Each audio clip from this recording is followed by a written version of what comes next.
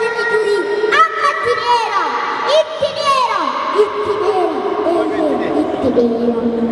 geesseen dhala namaa kan addunyaa kanaa obboleetti miira haati manaa jala intala abbaa warraa maddi dhala namaa cancalli labataa kan seenaa jibila dubartiidha malee wanti biraa jira hin jiru. Dararama qomoo seenaa bara dheeraa hati cabsaa miti reebichaaf jibila koloniin bijamu sawwummaan gabboomu diinaan bittinnaa ujjiraatti awwaalamu yoomu kan hin feene kan hin jilbeeffanne ayyoo haadha siiqee giiftii haadha atiitee dubartii haadha manaa siimboo haadha jilaa hanxee haadha icciitii obsituu gara bal'eetti dandeessu yaada qabeetti kaameetti haadha maatii dibaabee haadha looshii haadha ciicoo gurraatti haadha godoo haadha waatii haadha gootaa seenaa bulee haadha qeerroo haadha qarree haadha faatimaa roobaa keessee biraa daanaree qaqqaleewwan boqqojjii kan laalan quufne ijji xuruuna shifgannabee ijji xuruuna shifgannabee ijji gaayyaa dibaabaa kan addunyaa miidhatuuf saffisa isaanii faana kan adii wajwachisan jecha oolchan dibaabaa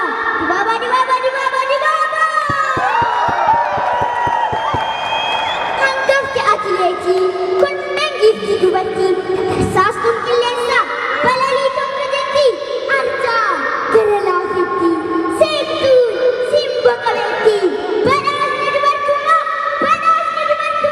garaattiin dubartii haadha waaqoo leenca guutuu haadha alii leenca garrii haadha lali gammadaa roota ija barbadaa kan addunyaa gumaa kennaa rabbii kan waaqayyoo inumaan kana kaayyoo haadha gootaa haadha seenaa haadha qoqqoo haadha biraa anaa nyaatu harmee koo anaa nyaatu deessee koo anaa nyaatu giiftii koo hin dagadhu seenaa darbee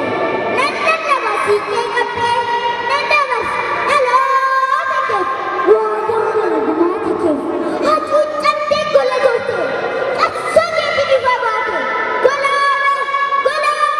golaabee anis dide bilisummaa sinnaa fide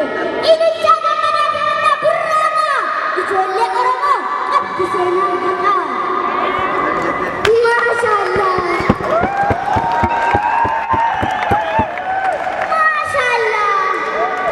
maashaallah akkam bareeddu isinitti tole gugurraaleen diimattee qalqallayyoon fiddattee gaggabaaboo dheerattee lammiin jiru argatee dafqaan jiraachaa jira boqonnaa sammuu argatee irra keessa faduula baga jaawwal argine baga sinnee oolsine lammii koo qamaan koo na caqasaa kennaa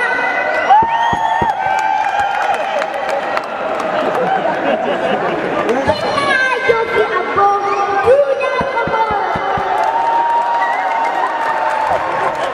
duudhaa qomoo dhaabsalanii kaleessa wanneen hojjeta wanta jeessa erga shaashaa godhaa anis itasuma gurrumaan na caqasaa lammiin godhaa keessaa dhangaa oromoo soorradhaa biyyaa sinii finneerra hunda isaanuu dhannuma bira deebimaa amalaa ancootee buna jalaa godhaa fi cuursaa micciirraa fi qorii xuggunaa fi caccabsaa kashii marqaa fi walirroo obbo qorsa dhabee kan isa dura siideen ayyoo sileeggame dhugaatii aadaa oromoo bulbula dammaa bukurii fi ariifoo feetii bordee fi farsoo abbuun qaqqabattee aannanii fi itittuu ayatuu kan filatte armee keegusiifate dhagaa uffannee gaataa qabnaa kash itti gootee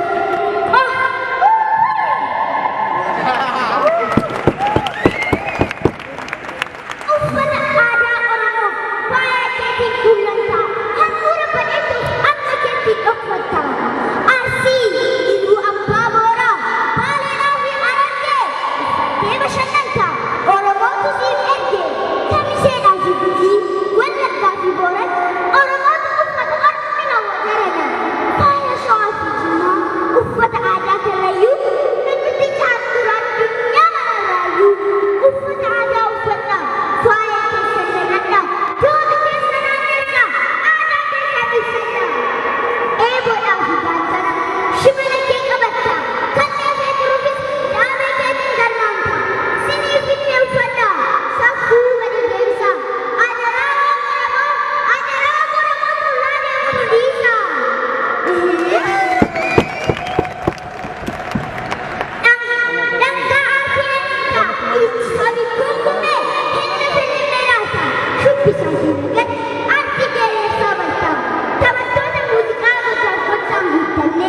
ittisaa